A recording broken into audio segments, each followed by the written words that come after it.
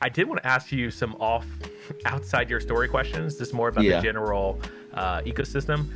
The one thing, knowing that you have an interest in NBA, at least through NBA Live and 2K, what's your thought on the Top Shot app in blockchain? I actually don't haven't heard of it. What's that all about? Are you familiar with the blockchain? Yeah. Okay, so like, blockchain was like a thing. It came and went, and then it's back.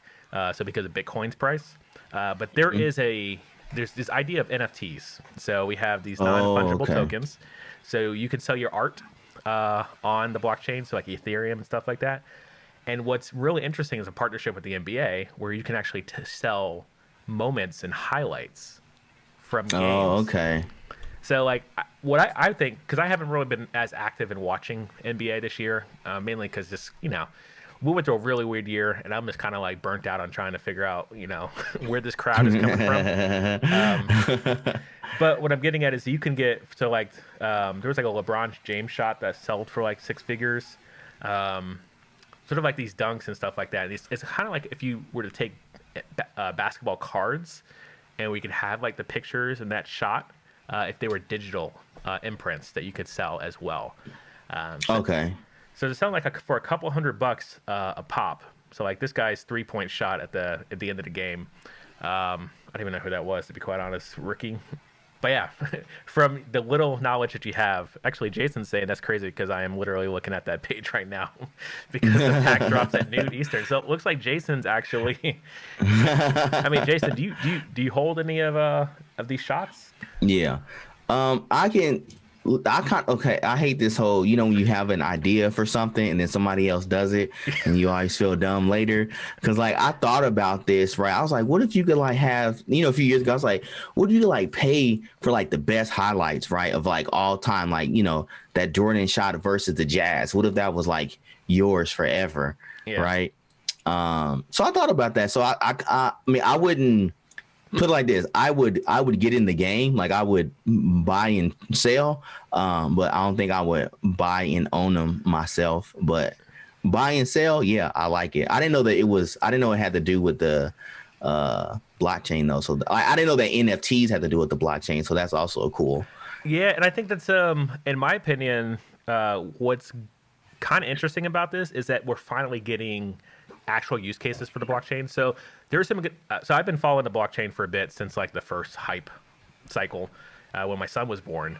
That's when I first found out about Bitcoin, and I was gonna buy it. It was like $60 or something like that, and that's like Hmm. I think about $100 is when it showed up on Coinbase. So I had a Coinbase account. I was gonna buy it, and I'm like, you know what? My kid was just born. I'm just learning how to code. If I start getting into this, if I start putting all my money into this thing, I could lose it all. And I'm like Yeah. already putting a bunch of money in all these courses. So like I ended up just like backing out of it. And then a couple years later, this thing's hitting like $6,000, and I'm like, oh, okay. But to be quite honest, I made more than that in salary difference since then. So, Yeah. Flex. but Hmm. blockchain, the idea of blockchain, I think in the financial realm, as far as banking, makes a lot of sense. As far as logistics and like having consistency in your data, and it's all being confirmed across the board. A lot of people don't really realize this, but Git, the protocol, is actually it is decentralized by default. So like if I clone your repo and then you delete your repo, I can recreate that repo and it's decentralized. So everybody's all confirming that we all have the same central code base. So that's kind of how blockchain is set up, sort of the same way that no matter if you delete your computer or you lose your Bitcoin wallet, we will always know how much Bitcoin you had because it's always going to be available on the blockchain. So when we go back to this Top Shot thing, what I think is interesting about this is that there's a use case that's in pop culture that's not CryptoKitties. That's I think the NFT thing too as well. I think that is also a thing that is actually really interesting. So when you think about people like Banksy, who was just putting graffiti up in random places, and like people would actually, Hmm. it got to the point where people were actually like breaking up pieces of concrete to take that Banksy print and take it home and like preserve it Mm. forever. Um, that's pretty wild because I don't think Banksy was really that's what he was getting into. But what I'm getting at is that these are now works of art that are selling for 1.8, 1.2, over $2,000 for this one one piece of art. I think it's interesting. I don't know if I just got you down a rabbit hole. Probably. Please don't waste your money. But honestly, I'm actually considering signing up for this Top Shot thing though. But the one thing about this though that I wanted to add, and I wanted to get your feedback on too as well, because you got the history playing in the NBA, but not the NBA itself, but NBA Live. They might be worth a lot now, but imagine when we go do these, like we just had a whole year in 2020, the Michael Jordan documentary. Like I watched that thing like back to back. I'm like, wow, I remember these. Like I was like young. You were young. I was young. Yeah, and, like, yeah. I remember this. I remember that game because I was in Florida, a Magic fan. I remember when they whooped the Magic every year, like in the playoffs, or at least the 2 years that Shaq was there. But what I'm getting at is like these shots. If you buy these shots and someone says, "Hey, I want to make a documentary," or "Hey, I want to make this thing," you're like, "Yeah, I got the shot for you." Yeah. Give me 100 bitcoins, please. So that's the thing that I'm like, perhaps I should grab one of these, and then like the thing is like I have this rookie card for Drew Bledsoe, and I was like, man, I got this rookie card because I was collecting football cards, and I was like, oh man, this thing's gonna be worth a lot. And as the year I got it, that I ended up picking it up out of a pack, and I paid a lot of money for this pack too. Is when I got one, and I'm like, man, this is gonna be worth a lot. Out of nowhere, Tom Brady came out of nowhere and was like, I'm starting now. Like Drew Bledsoe got hurt, and I'm starting, and then Drew Bledsoe disappeared. And I'm like, this thing ain't worth anything now because this guy Tom Brady just took this guy's position, and now Drew Bledsoe had he went to the Panthers and like did nothing. What I'm getting at is I used to try to get rookie cards. If I can get rookie shots, maybe they're not worth a lot now, but who's that guy in Portland or top sell? Okay, so this is his I remember stuff. that shot too. I got all my top shots up here. Can somebody just pay me for Man, remember the Honore is like, remember the garage sale? Sold his stuff for $20. Yeah, that's the story of my life. My mom got rid of all my Pokemon cards, my basketball cards, all of it. My mom's like, oh, you don't want this, right? It's like, no, Mom, I do want it. Don't.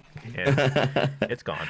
But that's a whole nother. Now, see, I'm not upset I didn't buy Bitcoin back when my son was born. I'm upset I don't have my basketball cards. But yeah, hopefully that was worth the rabbit hole to go down. But honestly, I think the blockchain is something that people are waiting for the bubble to pop one more time, and I think it will pop again. But I honestly think that this is something to pay attention to. So like, imagine you learned React. Like back in 2014, when they announced it at F8, people were kind of like laughing at it. Actually, I was when I first started working as a programmer. We were in the office. I remember we had two front-end people on the team, and one of the front-end engineers was like, Facebook announced a framework, and we all laughed. We literally laughed. And I'm like, I'm not sure why I'm laughing because I don't get any of this, but like we laughed at it, and now I'm writing React code. So imagine if I learned React back then, like where I would be now. Yeah. And I'd probably be exactly where I am right now because I don't think that would make a difference. Any last words you want to share? Any advice you want to share with the audience that's with us? Sure. I'd say the main thing is, when you're trying to do something, there's this saying that I got from Eric Thomas, like where your focus goes is where your energy flows. Is when you come like super focused on something and you put work into it, it'll just start radiating off of you, and people want to, be a part of it and, help you along the way. So if you're trying to do something, get somewhere, just really put a lot of attention and focus on it. And weirdly enough, people will start to help you. I've had so many people reach out to me that, I didn't ask them for anything, or, they just wanted to be a part of seeing me get to, where, I feel like I should be. So, and I've seen it happen for other people as well. So I know that sounds like super duper vague, and it feels super duper vague, but it really does happen. Like you just start giving off energy that people want to be a part of. So I know it's hard. I know we have doubt and things like that, but put that focus and intention, and you'll reap the rewards. I've seen it too many times.